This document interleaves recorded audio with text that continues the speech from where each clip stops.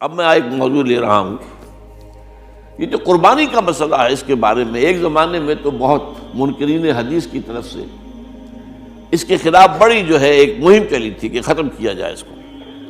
یہ خام خواہ جو ہے خرچ ہوتا ہے بہت بڑا اور ضائع ہوتا ہے گوشت،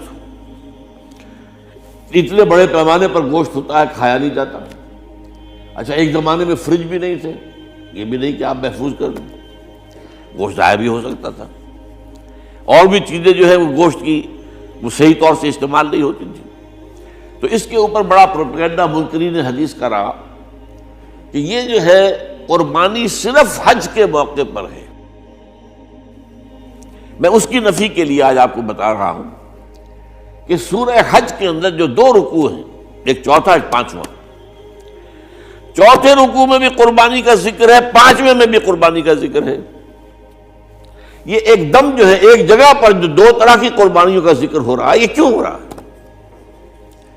چوتھے رکوع میں وہ مناسک حج کے ساتھ اس کا ذکر ہے، وہاں جو فرمایا گیا لِيَشْهَدُوا مَنَافِعَ لَهُمْ وَيَذْكُرُوا اسْمَ اللَّهِ عَلَىٰ مَا رَزَقَهُم مِّن بَهِيمَةِ الْأَنْعَامِ فِي أَيَّامٍ مَّعْلُومَاتٍ عَلَىٰ مَا رَزَقَهُم مِّن بَهِيمَةِ الْأَنْعَامِ فَكُلُوا مِنْهَا وَأَطْعِمُوا الْبَائِسَ الْفَقِيرَ۔ وہاں پہ قربانیاں دو، پھر اللہ کا نام لو، ان جانوروں پر جو اللہ نے تمہیں عطا کیے ہیں، ان جو معین دنوں کے اندر دو، فی ایام معلومات، اور پھر اس میں سے خود بھی کھاؤ، اور جو ہے جو جیسے صدقہ کا گوشت ہوتا ہے وہ نہیں ہے، وہ قربانی کا گوشت ہے، اس میں سے آپ خود بھی کھائیں اور غرباء کو کھلائیں، غریبوں کو دیں، مساکین کو دیں۔ تو یہ پورا حکم آ چکا ہے چوتھے رکوع کے اندر۔ پانچواں رکوع پورا کا پورا جو ہے وہ عید الاضحیٰ پر ہے میرے نزدیک۔ یہی حکمت صوم کے بارے میں ہے کہ وہاں جب ایک حکم تکرار کر کے آیا کہ پہلے فرما دیا گیا فَمَنْ كَانَ مِنْكُمْ مَرِيضًا أَوْ عَلَىٰ سَفَرٍ فَعِدَّةٌ مِّنْ أَيَّامٍ أُخَرَ، اگر بیمار ہو کوئی اور یہ یا کہ سفر پر ہو تو وہ تعداد دوسرے دنوں میں پوری کرے۔ پھر کیا وجہ دوبارہ آ رہا ہے؟ شہر رمضان الذی انزل فیہ القرآن ھدی للناس وبینات من الھدی والفرقان فمن شہد منکم الشہر فلیصمہ ومن کان مریضا او علی سفر فعدۃ من ایام اخر۔ کیوں؟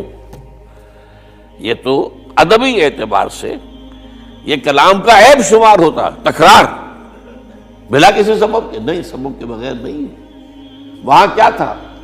وہاں ان دو رعایتوں کے ساتھ تیسری بھی شامل تھی کہ اگر صحیح ہو اور مقیم ہو پھر بھی روزہ نہ رکھو تو ایک مسکین کو کھانا کھلا دو۔ یہ رعایت ختم ہوئی ہے رمضان کے روزے کے ساتھ، اب رکھنا پڑے گا روزہ، اور اگر بیمار ہو یا سفر پر ہو تو ٹھیک ہے، دوسرے دنوں میں پورا کرو، پورا کرنا لازم ہے اس کا۔ تو یہ چیز جو ہے یہ در حقیقت کسی وجہ سے ہوتی ہے۔ بالکل یہی بات ہے سورہ حج کے چوتھے رکوع کے اندر، وہ جو قربانی ہے حج کے ساتھ اس کا ذکر آ چکا۔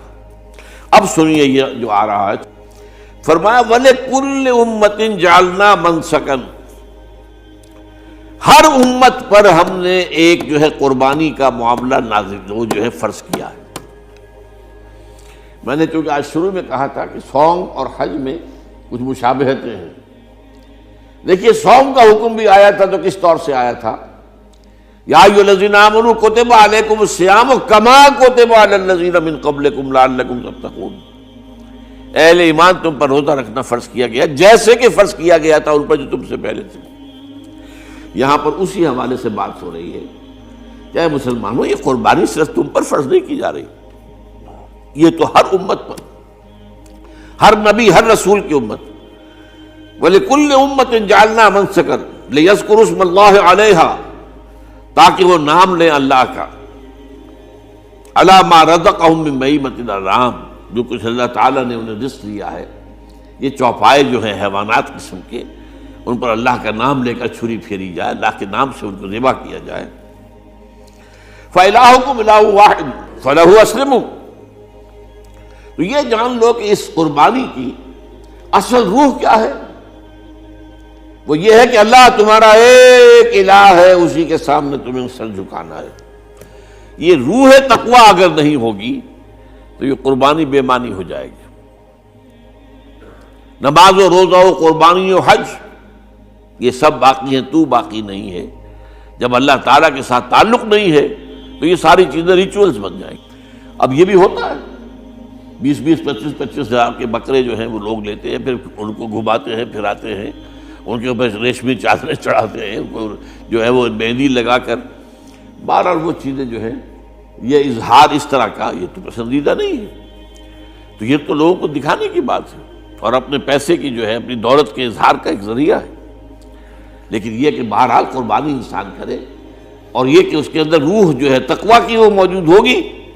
فَإِلَٰهُكُمْ إِلَٰهٌ وَاحِدٌ فَلَهُ أَسْلِمُوا وَبَشِّرِ الْمُخْبِتِينَ، اور اے نبی ان لوگوں کو بشارت دے دیجئے کہ جو اللہ کے سامنے جھکے رہتے ہیں، خشوع اور خضوع کی شکل اختیار کرتے ہیں۔ الَّذِينَ إِذَا ذُكِرَ اللَّهُ وَجِلَتْ قُلُوبُهُمْ، وہ لوگ کہ جب اللہ کا نام لیا جائے تو ان کے دل لرز اٹھتے ہیں۔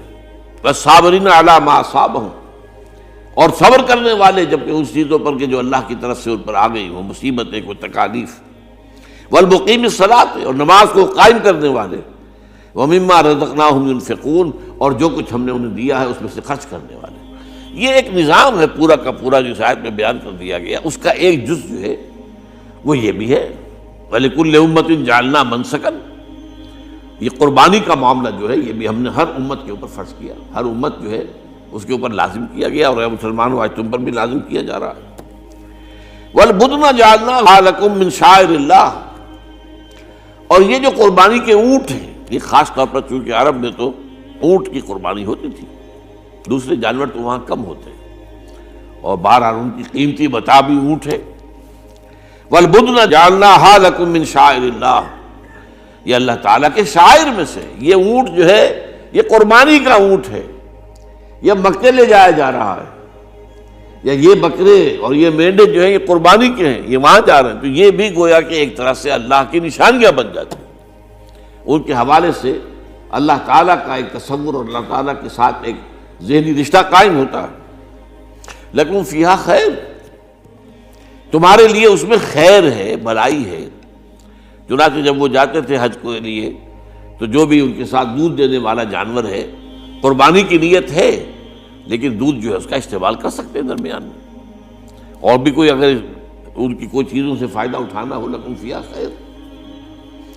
فاذکروا اسم اللہ علیہا، تو اب ان کا اللہ کا نام لو اس کے اوپر، صواف، صفیں باندھ کر وہ اونٹ کھڑے ہوتے ہیں اور ان کو نحر کیا جاتا ہے۔ آپ کو معلوم ہے ذبح نہیں ہوتا اونٹ، اتنا بڑا جانور ہے، گردن کتنی موٹی ہے، اس کا ذبح کرنا بڑا مشکل ہے۔